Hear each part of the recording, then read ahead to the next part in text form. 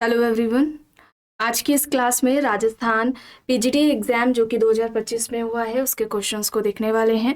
आप सभी इस वीडियो को ज़्यादा से ज़्यादा लोगों के साथ शेयर जरूर कर दीजिए। एक इन्फॉर्मेशन है, समाजशास्त्र से संबंधित सभी परीक्षाओं के लिए यहाँ पर प्रैक्टिस सेट एंड सोशियोलॉजी के नोट्स पीडीएफ फॉर्मेट में प्रोवाइड कराए जा रहे हैं। इससे संबंधित जानकारी के लिए यहाँ पर एक व्हाट्सएप नंबर दिया गया है जिस पर आप मैसेज करके पूरी जानकारी ले सकते हैं। नंबर है 790-555-3851। समाजशास्त्र के नोट्स की बात की जाए तो ये नोट्स सभी परीक्षाओं को ध्यान में रखकर तैयार किए गए हैं। सभी परीक्षाओं के लिए ये नोट्स उपयोगी हैं। एंड बात करी जाए राजस्थान असिस्टेंट प्रोफेसर के जीएस के प्रैक्टिस सेट की, तो इस प्रैक्टिस सेट में आपको टोटल 15 प्रैक्टिस सेट देखने को मिल जाएंगे। एंड बहुत जल्द ही राजस्थान असिस्टेंट प्रोफेसर के लिए सोशियोलॉजी का भी प्रैक्टिस सेट आने वाला है।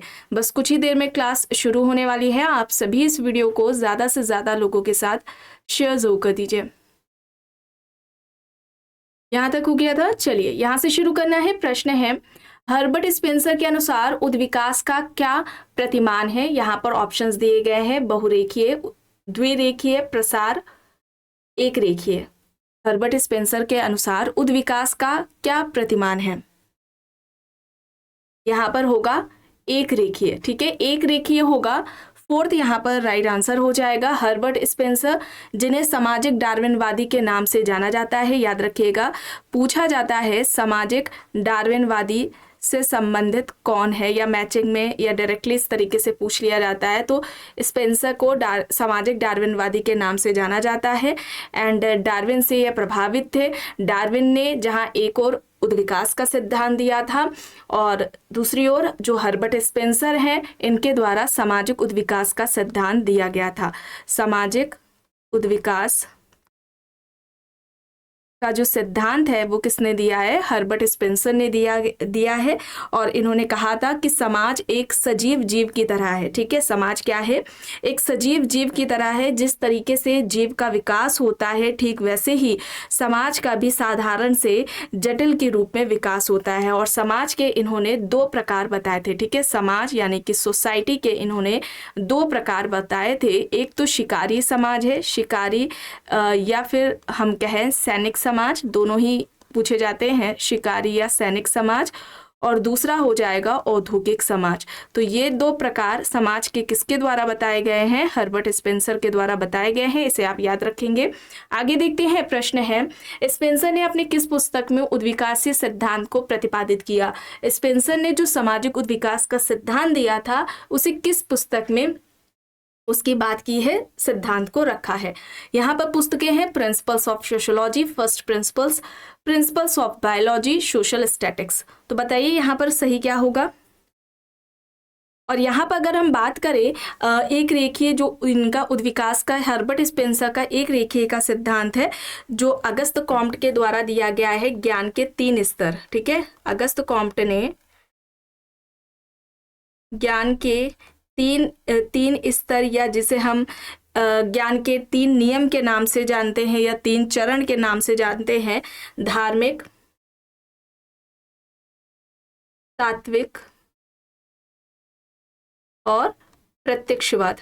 ठीक है, ये हैं 3 सिद्धांत जो कि इनका जो उद्विकास का सिद्धांत है ये अगस्त कॉम्ट का जाना जाता है, एक रेखीय सिद्धांत है। इसे याद रखेंगे आप। ठीक है, मॉर्गन ने जंगली, बर्बर, सभ्य अवस्था की बात की थी। समाज की अवस्थाएं हैं, मॉर्गन का ये भी उद्विकास के अंतर्गत आता है। ठीक है,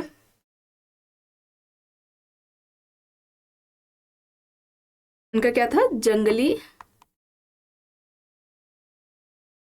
बर्बर और सभ्य समाज।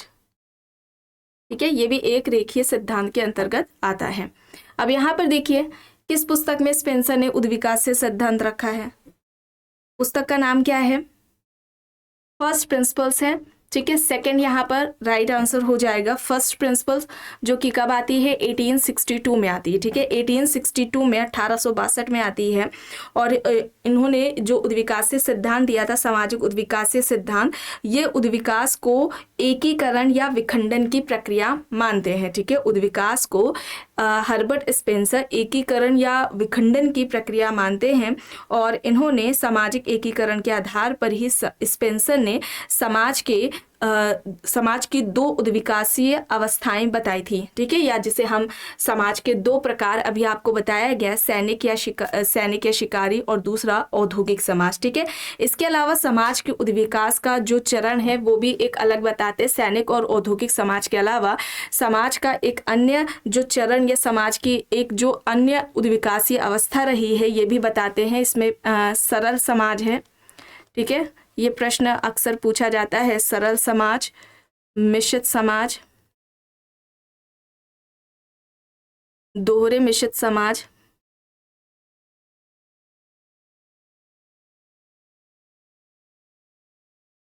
तिहरे मिश्रित समाज। ठीक है, तिहरे मिश्रित समाज। तो ये भी समाज का उद्विकासीय जो स्तर है स्पेंसर के द्वारा बताया गया है।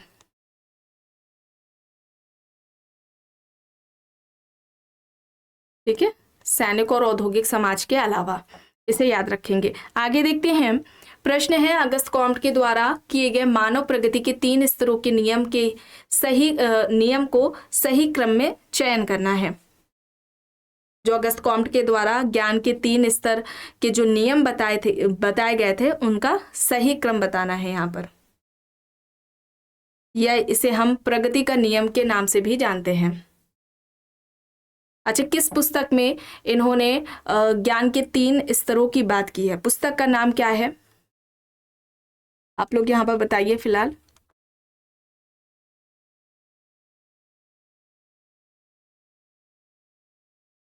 कौन सा ऑप्शन यहाँ पर राइट आंसर होगा? Positive philosophy. ठीक है, पॉजिटिव फिलॉसफी में ही इन्होंने ज्ञान के 3 स्तरों की बात की है। इसके अलावा इस पुस्तक में इन्होंने प्रत्यक्षवाद, ठीक है, प्रत्यक्षवाद, विज्ञानों का वर्गीकरण, सामाजिक स्थैतिकीय,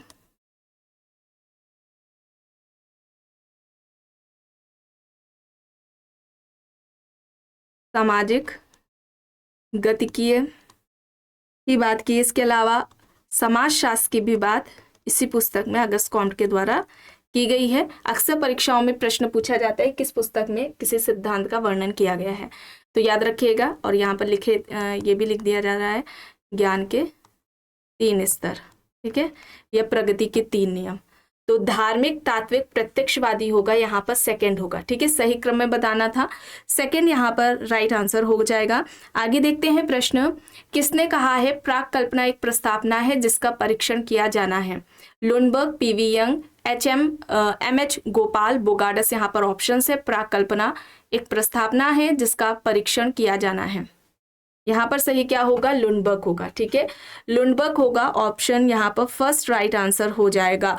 उपकल्पना यानी कि प्राक कल्पना को इन्होंने क्या कहा था कि एक काम चलाओ समानीकरण है जिसकी वैधता की जांच अभी बाकी है। ठीक है, इस तरीके से इनका स्टेटमेंट कुछ पूछा जाता है, तो यहाँ पर फर्स्ट हो जाएगा सही। प्रश्न है, निम्न में से कौन सा वक्तव्य दुर्खीम द्वारा दी गई आत्महत्या की व्याख्या के अनुरूप नहीं है? देखिए, पहला है गरीबी आत्महत्या से बचाती है क्योंकि वह स्वयं में एक अवरोधक है। दूसरा है दुर्खीम ने उस लोकप्रिय धारणा को स्वीकार किया है जो सैन्य आत्महत्या का कारण सैन्य जीवन की कठिनाइयों को मानती है। तीसरा है उन्होंने बताया है कि आत्महत्या केवल मात्र एक वैयक्तिक कार्य नहीं है बल्कि उन सामाजिक शक्तियों का उत्पाद है जो व्यक्ति से बाहर होती है। चौथा है उन्होंने पाया कि व्यक्तियों को उनके अपने संसाधनों पर छोड़ देने वाली शक्तियां जितनी दृढ़ होंगी समाज में आत्महत्या की दर उतनी ही अधिक होगी। कौन सा सही नहीं है दुर्खीम के अनुसार? आत्महत्या का सिद्धांत दुर्खीम ने दिया था। आत्महत्या के 4 प्रकार दुर्खीम के द्वारा बताए गए हैं। सही यहाँ पर दुर्खीम ने उस लोकप्रिय धारणा को स्वीकार किया है जो सैन्य आत्महत्या का कारण सैन्य जीवन की कठिनाइयों को मानती है, यहाँ पर सेकंड हो जाएगा। ठीक है, सेकंड यहाँ पर राइट आंसर हो जाएगा। दुर्खीम ने 4 तरह के आत्महत्या की बात की थी, आपको कई बार बताया गया है। अहमवादी आत्महत्या है जो कि जिसमें व्यक्ति का समाज से जुड़ाव कम होता है। ठीक है, व्यक्ति का समाज से जुड़ाव कम होता है, सामाजिक हम कह सकते हैं एकीकरण की कमी होती है, जिसके चलते व्यक्ति आत्महत्या करता है, तो ऐसी आत्महत्या अहमवादी कहलाती है। परार्थवादी आत्महत्या की बात करें तो समाज में एकीकरण ज़्यादा होता है। ठीक है, जैसे कि सैनिक के द्वारा देश के लिए आत्म बलिदान कर देना, सती प्रथा है। ठीक है, इसमें समाज के प्रति अधिक समर्पण का भाव देखने को मिलता है, तो इसके चलते जो आत्महत्या या जो प्राण त्याग है, बलिदान है, ये इसके अंतर्गत आएगी, परार्थवादी आत्महत्या के अंतर्गत। ठीक है, प्रतिमानहीनता की आत्महत्या की बात करें तो समाज में जब अराजकता, अस्थिरता की स्थिति देखने को मिलती है, सामाजिक नियंत्रण कमजोर हो जाए, शिथिल हो जाए, इसके चलते जैसे कि आर्थिक मंदी आ जाए, बेरोजगारी आ जाए, तो इसके चलते जो आत्महत्याएं होंगी ये प्रतिमानहीनता के अंतर्गत आएंगी। फिर आखिरी है भाग्यवादी आत्महत्या की अगर हम बात करें तो जब सामाजिक संस्थाओं का नियंत्रण अधिक हो जाता है। ठीक है, जैसे कि विवाह में स्त्रियों के द्वारा की गई आत्महत्या इसके अंतर्गत आएगी, तो यह भाग्यवादी आत्महत्या हो जाएगी। ठीक है, तो यहाँ पर क्या होगा, सेकंड होगा सही। आगे देखते हैं, समाज के दबाव के कारण की गई आत्महत्या को दुर्खिम किस प्रकार की आत्महत्या कहते हैं? अहमवादी, परार्थवादी, मानक शून्यता आत्महत्या, भाग्यवादी आत्महत्या यहाँ पर दिया गया है। तो यहाँ पर सही क्या होगा, समाज के दबाव के कारण की गई आत्महत्या को दुर्खिम किस प्रकार की आत्महत्या कहते हैं? राइट क्या होगा यहाँ पर?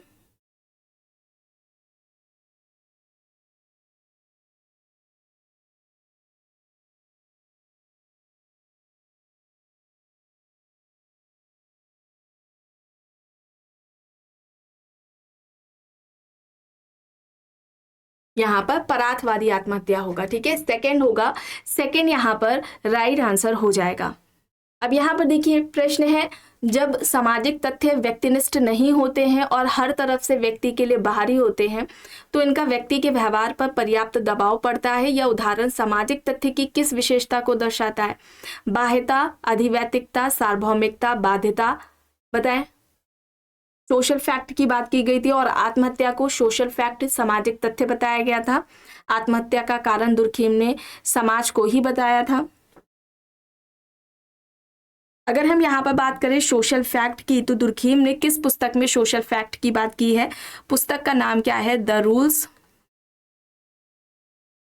ऑफ सोशियोलॉजिकल मेथड है इनकी पुस्तक। इस पुस्तक में इन्होंने बात की थी सामाजिक तथ्य की, सोशल फैक्ट की। सामाजिक तथ्य कार्य करने, सोचने या अनुभव करने के अनुभव करने का एक समान तरीका है जो किसी भी समाज में लगभग समान रूप से हमें देखने को मिलता है, पाया जाता है। ठीक है, इस तरीके से कुछ इन्होंने इसे परिभाषित किया था। बाह्यता, समानता, सार्वभौमिकता, बाध्यता, ये इसकी विशेषताएं हैं। ठीक है, कौन सा यहाँ पर बोला गया है? जब सामाजिक तथ्य व्यक्तिनिष्ठ नहीं होते हैं और हर तरफ से व्यक्ति के बाहरी होते हैं तो इनका व्यक्ति के व्यवहार पर पर्याप्त दबाव पड़ता है। यह उदाहरण सामाजिक तथ्य की किस विशेषता को दर्शाता है? तो यहाँ पर क्या होगा? बाध्यता होगा। ठीक है, बाध्यता होगा। फोर्थ यहाँ पर राइट आंसर हो जाएगा। बाह्यता की अगर हम बात करें तो जो सामाजिक तथ्य होते हैं ये व्यक्ति के बाहर होते हैं। भाषा, धर्म, कानून को हम इसमें रख सकते हैं, देख सकते हैं। समानता की बात करें तो ये व्यक्तिगत नहीं होते हैं, समूह या समाज पर लागू होते हैं। सार्वभौमिक जो तथ्य होते हैं ये सभी पर लागू होते हैं, सभी समाज के सदस्यों पर। और जो अगर हम कहें बाध्यता की, तो व्यक्ति पर दबाव डालते हैं एक तरीके से, जैसे कि व्यक्ति सोचे और बोले और ठीक वैसे उसी तरह से क्या करे, व्यवहार करे। ठीक है, तो यहाँ पर बाध्यता होगा। फोर्थ यहाँ पर सही होगा।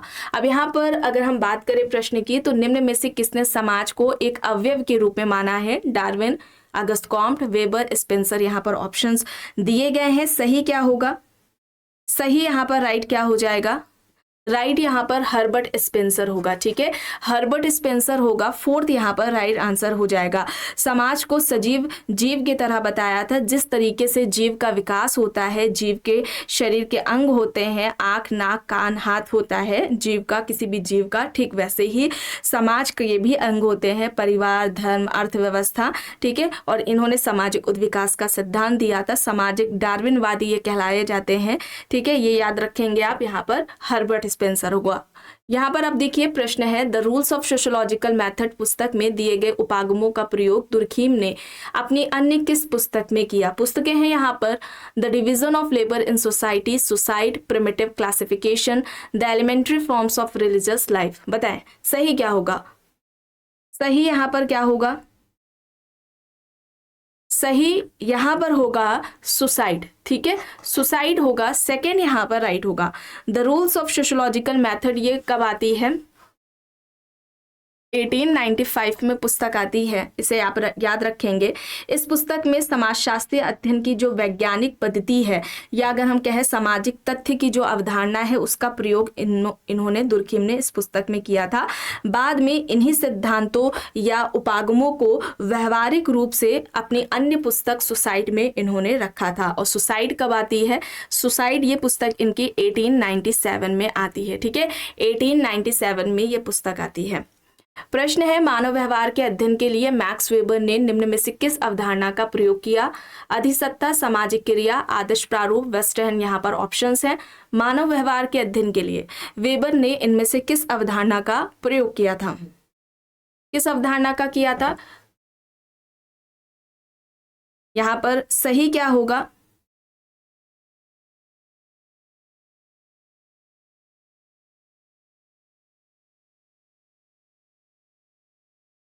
यहाँ पर आदर्श प्रारूप होगा, ठीक है, आइडियल टाइप होगा। थर्ड यहाँ पर राइट आंसर हो जाएगा। और अगर हम बात करें वेबर की, ठीक है, वेबर समाजशास्त्र की जो विषय वस्तु है, समाजशास्त्र की विषय वस्तु किसे बताते हैं, सोशल एक्शन को बताते हैं। सोशल एक्शन यानी कि सामाजिक क्रिया को बताते हैं। और सामाजिक क्रिया की बात इन्होंने किस पुस्तक में की है, तो बुक का नाम इंपॉर्टेंट है, द थ्योरी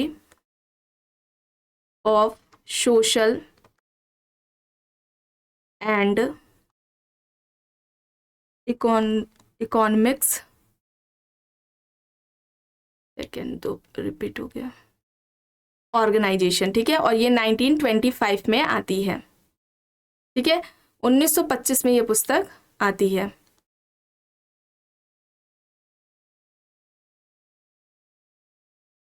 नाइनटीन 25 में ये बुक आती है। इसी पुस्तक पे इन्होंने सामाजिक क्रिया का अध्ययन करने के लिए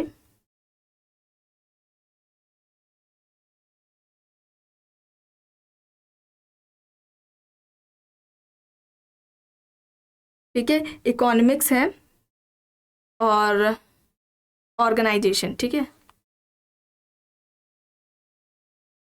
कब आती है, 1925 में आती है। इसी समाजशास्त्र अगर हम बात करें सामाजिक क्रिया की, ठीक है, सामाजिक क्रिया के अध्ययन के लिए इन्होंने दो पद्धतियों की बात की थी, आदर्श प्रारूप और दूसरा वेस्टर्न है, ठीक है, ये याद रखेंगे आप। और सामाजिक क्रिया की अगर हम बात करें सोशल एक्शन, सामाजिक क्रिया के इन्होंने 4 प्रकार बताए थे, ठीक है, 4 प्रकार बताए थे सामाजिक क्रिया की। ये 4 प्रकार कौन कौन से हैं, पहले अगर हम बात करें क्रिया की तो तार्किक क्रिया है, ठीक है, तार्किक क्रिया। दूसरी क्रिया हो जाएगी मूल्यांकनात्मक, मूल्यांकनात्मक क्रिया है। तीसरी हो जाएगी भावात्मक और चौथी हो जाएगी यहाँ पर परंपरागत क्रिया। ये क्रम में लगाने को आता है तो क्रम में आप याद रखेंगे, ठीक है, यहाँ पर थर्ड होगा। आगे देखते हैं, प्रश्न है, मैक्स वेबर द्वारा निर्मित आदर्श प्रारूपों को लुईस कोजर ने 3 प्रारूपों में वर्गीकृत किया है, इनमें से कौन सा सही नहीं है। ऐतिहासिक विशिष्टताओं पर बने आदर्श प्रारूप, राजनीतिक प्रघटनाओं पर बने आदर्श प्रारूप, सामाजिक यथार्थ से जुड़े आदर्श प्रारूप, विवेकपूर्ण व्यवहार से जुड़े आदर्श प्रारूप। यहाँ पर सही क्या होगा,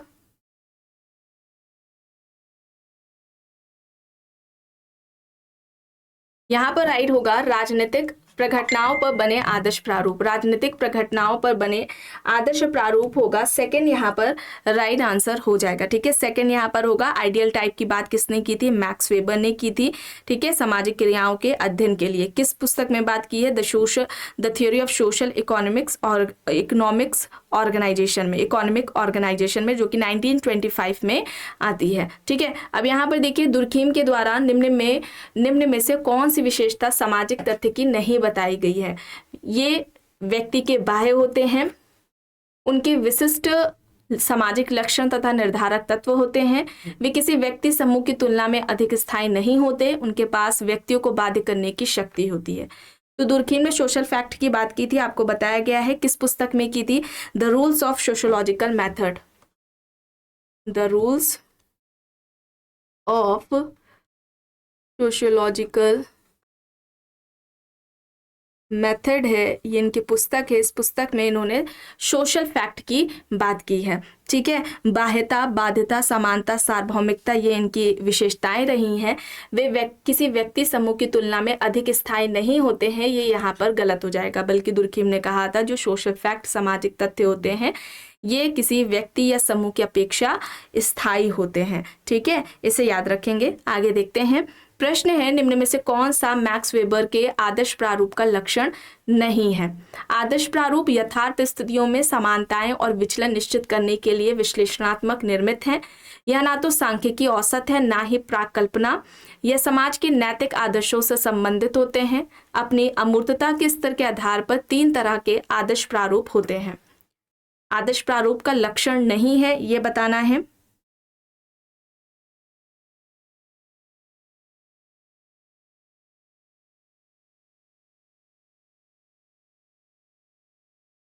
यहां पर सही क्या होगा?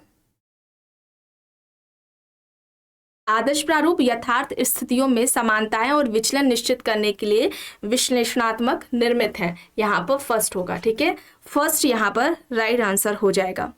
प्रश्न है निम्न में से कौन सा कथन धार्मिक आदर्शों और पूंजीवाद के बीच की वेबर के द्वारा दी गई संबंध व्यवस्था के अनुरूप नहीं है? ऑप्शंस हैं संपत्ति के निर्माण तथा अप्रतिबंधीय व्यय ने पूंजी के पुनर्निवेश में मदद की है, लाभ कमाने की प्रोटेस्टेंटवादी व्याख्या व्यापारिक गतिविधियों का समर्थन करती है, प्रोटेस्टेंटवाद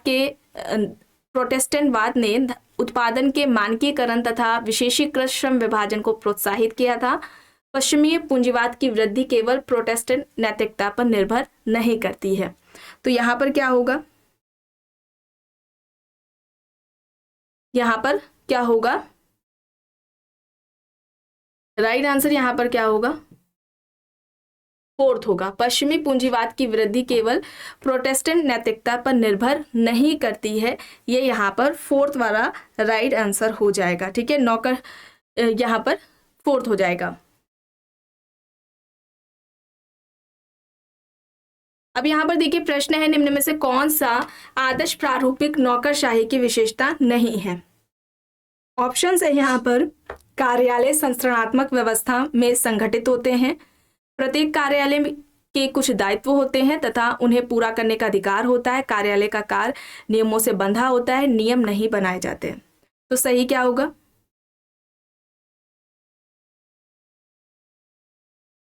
यहाँ फर्स्ट होगा। ठीक है, संपत्ति के निर्माण तथा अप्रतिबंधित व्यय ने पूंजी के पुनर्निवेश में मदद की है, यहाँ पर फर्स्ट होगा। अब यहाँ पर देख के बताएं सही क्या है।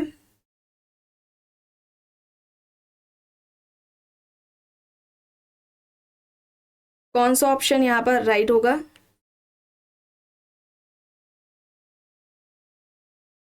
नियम नहीं बनाए जाते हैं, ये यहाँ पर गलत हो जाएगा। ठीक है, नौकरशाही की बात किसने की थी? मैक्स वेबर ने की थी। ठीक है, नौकरशाही तर्क संगत वैधानिक प्रणाली बताया था। वेबर ने नौकरशाही को तर्क संगत वैधानिक प्रणाली बताया था, जिसमें जो प्रशासन होता है, समस्त प्रशासन होता है, वो नियमों के अनुसार ही चलता है। और वेबर ने ही नौकरशाही में अलगाव की बात की थी, ये भी आपको याद रखना है। ठीक है, नौकरशाही में वेबर ने अलगाव की बात की थी, इसमें नियम नहीं बनाए जाते हैं, ये गलत यहाँ पर हो जाएगा। अब यहाँ पर देखिए प्रश्न है, निम्न कथनों में से कौन सा सही नहीं है? पदार्थ चेतना की उपज है, ना कि चेतना पदार्थ की उपज है। द्वंद्ववाद निषेध के निषेध नियम पर आधारित है। विकास सरल से जटिल की ओर होता है। मार्क्स ने द्वंद्व का विचार हीगल से लिया है।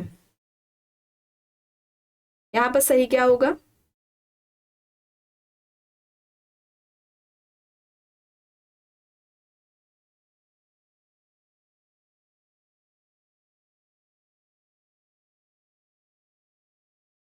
कौन सा विकल्प यहाँ पर सही होगा?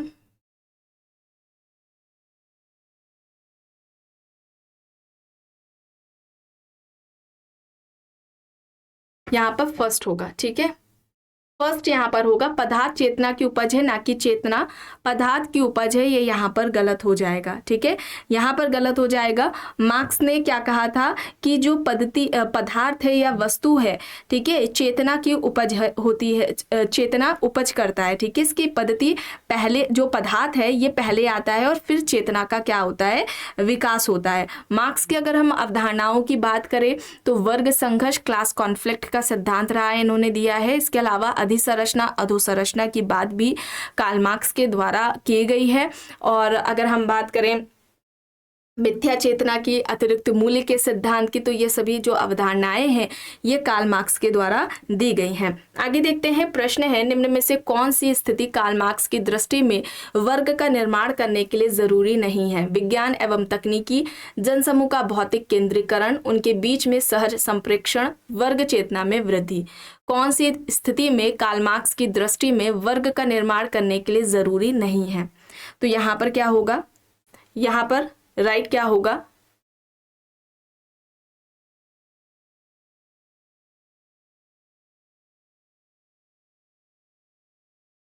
कौन सा विकल्प यहाँ पर सही होगा?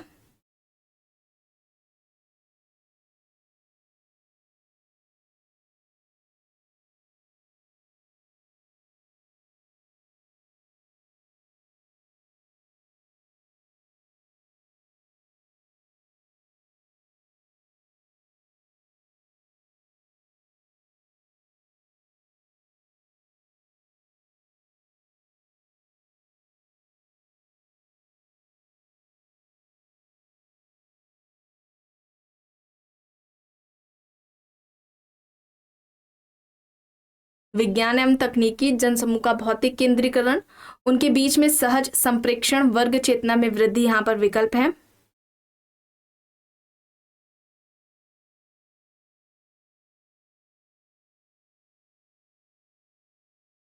यहाँ पर विज्ञान एवं तकनीकी होगा। ठीक है, विज्ञान एवं तकनीकी होगा फर्स्ट, यहाँ पर राइट आंसर हो जाएगा। ठीक है, वर्ग को मार्क्स ने वर्ग को अर्थ के आधार पर भी परिभाषित किया था और इन्होंने जो वर्ग है उसको जो व्यक्ति को एक वर्ग का प्राणी बताया था कि व्यक्ति वर्ग प्राणी है। इस तरीके से स्टेटमेंट आता है, कथन आता है कि किसके द्वारा ये कहा गया है। अब यहाँ पर देखिए प्रश्न है, स्वयं में वर्ग और स्वयं के लिए वर्ग में अंतर किसने किया है? लेविस्ट्रॉस, कार्ल मार्क्स, मैक्स वेबर, डेरेनड्रॉफ। यहाँ पर ऑप्शंस हैं। स्वयं में वर्ग और स्वयं के लिए वर्ग का जो अंतर है वो किसके द्वारा किया गया है?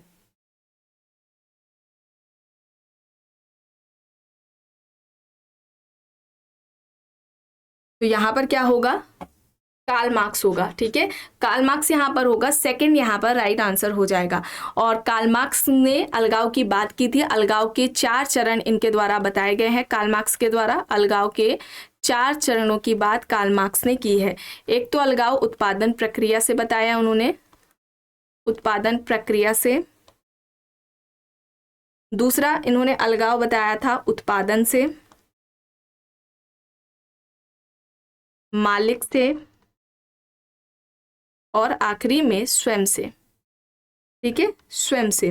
अगर हम बात करें उत्पादन प्रक्रिया से जो अलगाव होता है ये सृजनहीनता से होता है। ठीक है, सृजनहीनता के कारण होता है। और अगर हम उत्पादन से बात करें, जो उत्पन्न होता है अलगाव, ये शोषण के कारण होता है। ठीक है, मालिक से तो ये प्रतिस्पर्धा से हो जाएगा। प्रतिस्पर्धा से उत्पन्न होता है, और स्वयं से जब बाकी के सभी चरणों में अलगाव आएगा,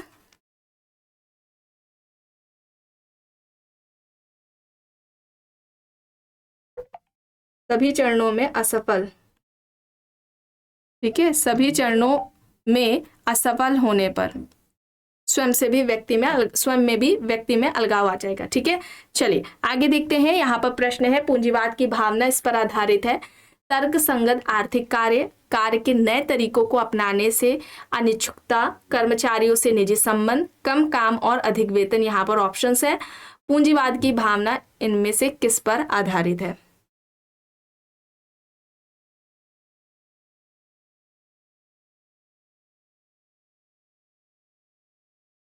यहाँ पर होगा तर्क संगत अधिक कार्य। ठीक है, तर्क संगत आर्थिक कार्य। ठीक है, तर्क संगत आर्थिक कार्य होगा फर्स्ट, यहाँ पर राइट आंसर हो जाएगा। पूंजीवाद की भावना किस पर आधारित है? तर्क संगत आर्थिक कार्य पर। फर्स्ट यहाँ पर राइट होगा। प्रश्न है, कार्ल मार्क्स ने अपनी किस पुस्तक में ऐतिहासिक भौतिकवाद का वर्णन किया है? ऑप्शन है यहाँ पर, the poverty of philosophy, manifesto of communist party, the class struggle in France, the German ideology. यहाँ पर ऑप्शन है। मार्क्स ने किस पुस्तक पर ऐतिहासिक भौतिकवाद का वर्णन किया है? तो यहाँ पर द जर्मन आइडियोलॉजी में होगा। ठीक है, द जर्मन आइडियोलॉजी होगा। इस पुस्तक में मार्क्स ने ऐतिहासिक भौतिकवाद की बात की है। ठीक है, बात की जाए द पॉवर्टी ऑफ फिलोसफी की। ठीक है, द पॉवर्टी ऑफ फिलोसफी की, जो कि 1847 में ये पुस्तक आती है, और इस पुस्तक में सबसे पहले द्वंद्वात्मक और ऐतिहासिक भौतिकवाद की बात की है। इस पुस्तक में सबसे पहले द्वंद्वात्मक, इसके अलावा ऐतिहासिक भौतिकवाद की बात की है। ठीक है, अब आप बोलेंगे ऐतिहासिक भौतिकवाद का वर्णन जर्मन आइडियोलॉजी में पूछा गया है। यहाँ पर बोला जा रहा है कि सबसे पहले किया है। ठीक है, सर्वप्रथम, ये याद रखिएगा, सबसे पहले किस पुस्तक में किया गया है? तो द पॉवर्टी ऑफ फिलोसफी आपको करना होगा टिक, या फिर हो सकता है ऑप्शंस में यहाँ पर दिया गया है, हो सकता है द जर्मन आइडियोलॉजी ऑप्शंस में ना दी गई हो, द पॉवर्टी ऑफ फिलोसफी दी गई हो। तो इसे आप याद रखेंगे। और कम्युनिस्ट मैनिफेस्टो वाला जो ये यहाँ पर इनकी पुस्तक है, इसमें इन्होंने सर्वहारा क्रांति की बात की है। ठीक है, सर्वहारा, ये सभी आपको बताया जा चुका है। सर्वहारा क्रांति की बात इस पुस्तक में कार्ल मार्क्स के द्वारा की गई है। और अगर बात की जाए the class struggle in France की, तो इसमें वर्ग संघर्ष की बात की है। ठीक है, सर्वप्रथम वर्ग संघर्ष, क्लास कॉन्फ्लिक्ट, वर्ग संघर्ष की बात किस पुस्तक में की है? तो बुक है the class struggle in France. ठीक है, इंपॉर्टेंट है, याद रखिएगा। चलिए अब यहाँ पर देखिए प्रश्न है, कार्ल मार्क्स के अनुसार समाज की प्रकृति निर्भर करती है उत्पादन का तरीका, उत्पादन की शक्ति, उत्पादन के साधन, उत्पादन के संबंध। यहाँ पर सही क्या होगा? मार्क्स के अनुसार समाज की प्रकृति निर्भर करती है। यहाँ पर क्या होगा? यहाँ पर मोड ऑफ प्रोडक्शन होगा, यहाँ पर फर्स्ट होगा। ठीक है, उत्पादन का जो तरीका है, इसके दो तत्व होते हैं, या हम कहें कि ये दो प्रकार के होते हैं। एक तो उत्पादन की शक्ति और दूसरा उत्पादन के संबंध। ठीक है, उत्पादन की शक्ति में तकनीकी, भूमि, जो पूंजी है, कैपिटल है, श्रम है, कच्चा माल है, ये सभी आ जाएंगे, जिसको कार्ल मार्क्स नाम क्या देते हैं? निर्जीव श्रम देते हैं। उत्पादन की शक्ति में तकनीकी आ जाएगा, श्रम आ जाएगा, भूमि, पूंजी आ जाएगा। ठीक है, भूमि है, पूंजी है, कच्चा माल है। इन सभी को कार्ल मार्क्स ने क्या नाम दिया है? निर्जीव श्रम का। पूछा जा सकता है निर्जीव श्रम किसको कहा है कार्ल मार्क्स ने? तो याद रखिएगा, उत्पादन के संबंध में तो जो संचित और वंचित वर्ग के बीच में संबंध है, संचित वर्ग व वंचित वर्ग के बीच, इन दोनों के बीच जो संबंध है उसकी बात की गई है। ठीक है, इसकी बात की गई है। और बात हुई है निर्जीव श्रम की, तो सजीव श्रम किसको कहा गया है? योग्यता और कौशल। ठीक है, याद रखिएगा, कार्ल मार्क्स ने योग्यता प्लस कौशल को क्या कहा है? सजीव श्रम कहा है। ठीक है, सजीव श्रम कहा है। चलिए आगे देखते हैं। प्रश्न है, निम्न में से कौन सा उत्तर आधुनिकतावादी विचारक नहीं है?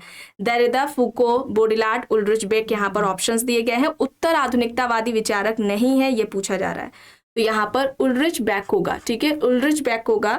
इनकी पुस्तक का नाम क्या है? रिस्क सोसाइटी है, रिस्क सोसाइटी है उल्ड्रिच बेक की। फोर्थ यहाँ पर सही होगा।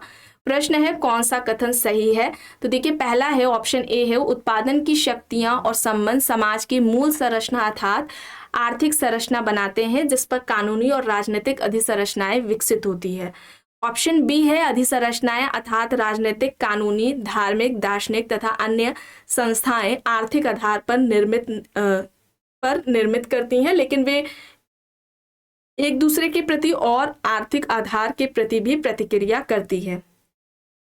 सही बताना है, तो यहाँ पर क्या होगा?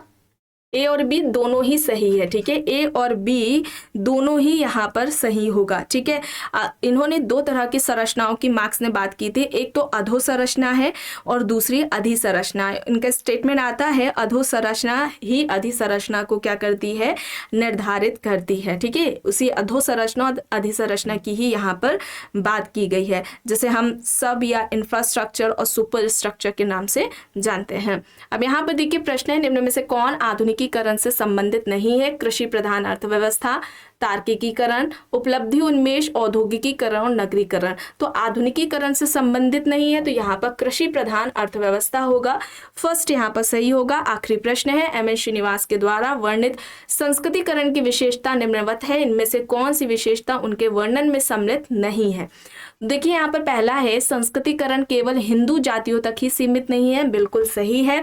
ठीक है, इन्होंने क्या कहा था? संस्कृति, अभी सारे ऑप्शंस देखते हैं। दूसरा है, संस्कृतिकरण की प्रक्रिया का एक कार्य धन निरपेक्ष और धार्मिक स्थिति के बीच की जो खाई है, दूरी है, उसे पाटना है। तीसरा है, यह प्रक्रिया केवल पद मूलक परिवर्तन लाती है। चौथा है, जब एक जाति धन निरपेक्ष शक्ति अर्जित करती है तो उसके लिए उच्च परिस्थिति के परंपरागत प्रतीक जैसे प्रथाएं, अनुष्ठान, जीवन शैली आदि को अपनाना आवश्यक नहीं होता। तो गलत बताना है, तो यहाँ पर क्या है? देखिए संस्कृतिकरण ये प्रक्रिया किसे कहते हैं? आपको कई बार बताया गया है, इसमें कोई निम्न हिंदू जाति या कोई जनजाति किसी उच्च जाति के जो रीति रिवाज, उनका जो लाइफ स्टाइल है, उसका अनुकरण करती है। ये अनुकरण कई पीढ़ियों तक करती है ताकि उसका जो जाति पदक्रम में स्थान है वो पहले से बेहतर हो सके। तो यहाँ पर देखिए ये गलत दिया गया है। ठीक है, वो तो फॉलो करती ही है, उनका जो लाइफ स्टाइल है, अनुष्ठान है, तो यहाँ पर फोर्थ हो जाएगा। और किस पुस्तक में इन्होंने संस्कृतिकरण की बात की है? तो पुस्तक का नाम क्या है? Religion and society among the books of south India. ये कब आती है? 1952 में ये पुस्तक आती है। इसी पुस्तक में इन्होंने संस्कृतिकरण की बात की है। ठीक है, तो आज के इस क्लास में बस इतना ही। आई होप ये आपको पसंद आई होगी। अगर पसंद आई है तो प्लीज़ लाइक करिएगा, कमेंट करके ज़रूर बताइएगा। चैनल पर अगर आप नए हैं तो चैनल को भी ज़रूर सब्सक्राइब कर लीजिएगा एंड इस वीडियो को जितना हो सके ज़्यादा से ज़्यादा लोगों के साथ शेयर भी ज़रूर करिएगा।